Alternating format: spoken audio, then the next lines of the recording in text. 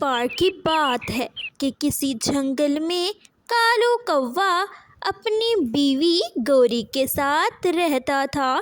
کالو کوا اپنی بیوی گوری سے بے حد محبت کرتا تھا۔ دونوں ہی خوشی خوشی رہتے تھے۔ کالو گوری کی ہر ایک بات مانتا، مگر گوری تھی کہ کالو کی ایک بات بھی نہ مانتی۔ گوری، اگر کوئی کام ہو تو مجھے بتاؤ، میں جلدی سے تمہیں کام کر کے دوں گا۔ ہاں کالو، کل والے برتن پڑے ہیں، ذرا انہیں بھی دھو دو اور جلدی سے میرے لیے کھانا بناؤ۔ ہاں گوری، مجھے بالکل بھی نہیں پسند کہ میری گوری کے پنکھ خراب ہو جائیں۔ ایسے ہی کالو کوا آفس چلا جاتا ہے۔ آفس آنے کے بعد گوری کے لیے سونے کا ہار لے آتا ہے اور گوری سے کہتا ہے، گوری یہ دیکھو، میں تمہارے لیے سونے والا ہار لایا ہوں، چلو گوری جلدی سے اسے گلے میں پہن کے مجھے دکھاؤ۔ کالو، یہ کیا تم سستا سا ہار لے کر میرے لیے آ گئے ہو؟ اگر لینا ہی تھا تو ہیرو والا ہار لیتے نا، میں تو بہت پہنتی اور مجھے اچھا بھی لگتا، سستا اٹھا کے لے آئی ہو۔ گوری، مگر میرے پاس پیسے نہیں تھے کہ میں تمہارے لیے ہیرو والا ہار لے آتا، لیکن پکا اگر جیسے ہی پیسے آئیں گے میں تمہارے لیے ہیرو والا ہار لے آؤں گا۔ مگر گوری کالو کی ایک بات نہیں سنتی۔ دوسری طرف بیٹھی مینو چڑیا اپنے مینو چڑے کے لیے کھیر بنا رہی ہوتی ہے۔ مینو چڑے کو کھیر دے کر بہت ساری کھیر بچ جاتی ہے۔ وہی کھیر لے کر مینو چڑیا اپنی پڑوسن گوری کوی کے گھر آتی ہے اور گوری کو کھیر دیتی ہے۔ اور ایسے ہی رانو چڑیا دوسری طرف کالو کوے کو بیٹھا برتن دھو کر وہ گوری سے کہنے لگتی ہے، ارے گوری، گوری یہ تم کیا کر رہی ہو؟ کالو برتن کیوں دھو رہا ہے؟ اور نہیں تو کالو نہیں دھوئے گا کہ کیا میں دھوؤں گی؟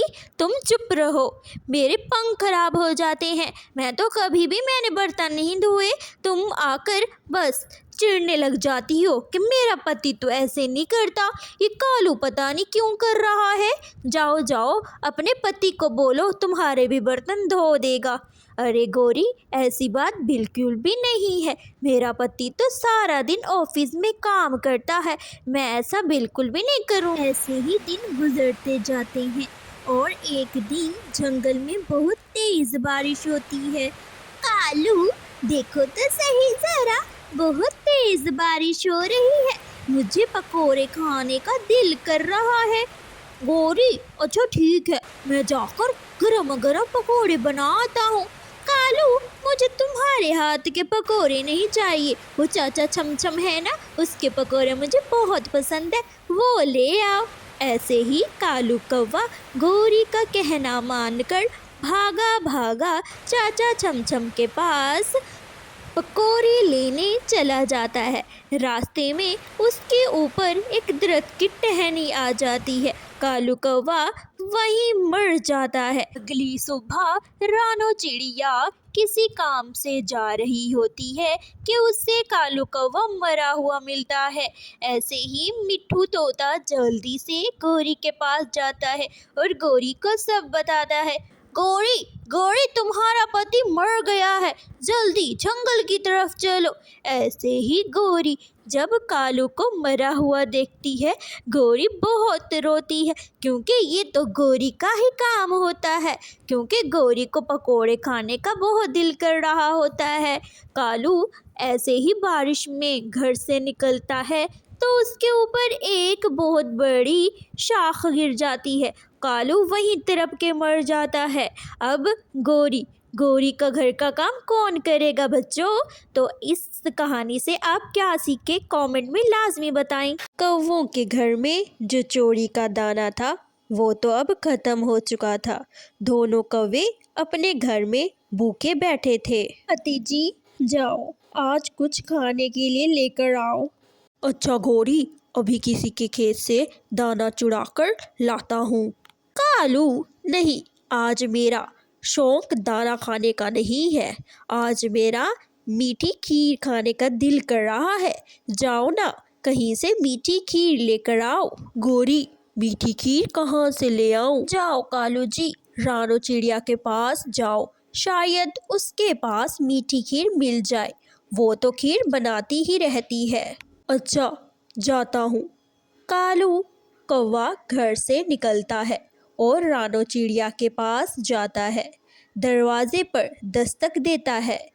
رانو دروازہ کھولتی ہے۔ چڑیا چڑیا، کیا میٹھی کھیر مل جائے گی؟